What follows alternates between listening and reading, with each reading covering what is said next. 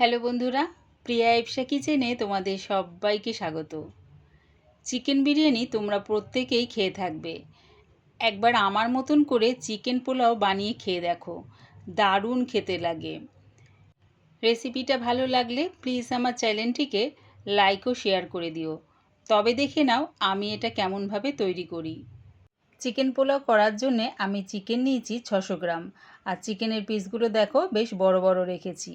এবারে চিকেনটাকে ম্যারিনেট করে নেব। এর মধ্যে দিলাম 2 চামচ আদা রসুন পেস্ট, হাফ চামচ হলুদ গুঁড়ো, 1 চামচ জিরের গুঁড়ো, 1 চামচ ধনের গুঁড়ো, 1 চামচ লঙ্কার গুঁড়ো, আর কালারের জন্য দিলাম 1 চামচ কাশ্মীরি লঙ্কার গুঁড়ো। দিলাম 4 চামচ ফ্যাটানো টক দই, দিলাম স্বাদ অনুযায়ী নুন। সব কিছু ভালো করে চিকেনের সাথে মাখিয়ে নেব।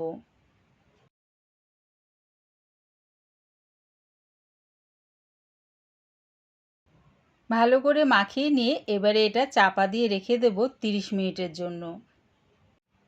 গ্যাসটাকে হাই ফ্লেমে রেখে একটা কড়া বসিয়ে দিয়েছি। তার মধ্যে দিলাম 4 চামচ রিফাইন তেল, আর দিলাম 1 চামচ ঘি।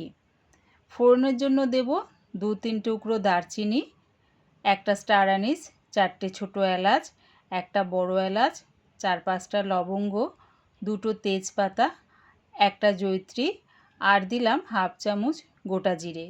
যখন তেলটা গরম হয়ে যাবে তখন এগুলো দিয়ে দিলাম। গোটা গরম মশলাগুলো দিয়ে 30 সেকেন্ডের জন্য ভেজে নিচ্ছি। যখন দেখবে ফোড়নের থেকে সুন্দর একটা গন্ধ বেরোচ্ছে তখন দিয়ে দিলাম 3টে মাঝারি সাইজের পেঁয়াজ কুচি, 4টে কাঁচা লঙ্কা, আর দিলাম কারি পাতা। সব কিছু তেলের সাথে মিশিয়ে একটু ভাজা ভাজা করে নেব। পেঁয়াজটা যখন লাল লাল করে ভাজা হয়ে যাবে এবারে দিয়ে দিলাম ওর মধ্যে ম্যারিনেট করা চিকেনটা। দিলাম 2টো বড় সাইজের টমেটো কুচি। সব কিছু এবারে ভালো করে তেলের সাথে মিশিয়ে নিয়ে একটু কষিয়ে নেব। কষিয়ে গ্যাসটাকে মিডিয়াম টু লোতে করে চাপা দিয়ে এটা হতে দেব। গ্যাসটাকে মিডিয়াম টু লোতে করে চাপা দিয়ে এটা হতে দিলে কী হবে, চিকেনের থেকে যে জলটা বেরোবে সেই জলেই কিন্তু চিকেনটা সেদ্ধ হয়ে যাবে। তাই একটু কষিয়ে নিয়ে চাপা দিয়ে এটা হতে দিলাম। কিছুক্ষণ পর চাপাটা খুলে দেখে নিচ্ছি। দেখো চিকেনের থেকে কিন্তু বেশ খানিকটা জল বেরিয়েছে, আর এর মধ্যে যেহেতু টমেটো টক দই আছে তার থেকেও কিন্তু জল বেরিয়েছে। একটু নাড়িয়ে চাড়িয়ে চাপা দিয়ে এটা আবার হতে দিলাম। কিছুক্ষণ পর চাপাটা খুলে দেখে নিচ্ছি। চিকেনটা কিন্তু খুব সুন্দরভাবে কষানো হয়ে গেছে। বাসমতি চাল নিয়েছি। চালটাকে জল পাল্টে পাল্টে 4-5 বার ধুয়ে জলের মধ্যে ভিজিয়ে রেখেছিলাম 30 মিনিটের জন্য। এবারে জলটাকে ছেঁকে চালটা আমি দিয়ে দিলাম চিকেনের মধ্যে। চালটা দিয়ে চিকেনের সাথে একটু মিশিয়ে নিলাম।